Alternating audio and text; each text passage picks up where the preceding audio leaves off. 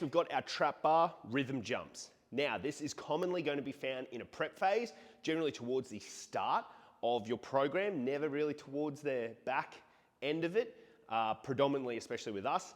However, all of our athletes and people that are on our Train Like an Athlete program, they are going to be seeing this pop up quite a fair bit.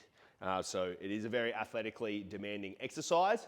So very important you also work within the realms of your load that you're capable of. Now, when we're doing it, we're looking for a few rhythm bounces. There is no set minimum or maximum that you need to do. Of course, probably don't want to be really exceeding 6 to 8 and definitely want to be doing more than 1. But the way we do it, very simply, we take up the trap bar.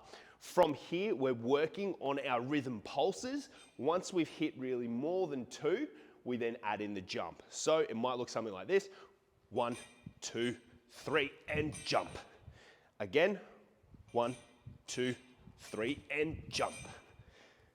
So as you can see there, guys, that is our trap bar rhythm jump.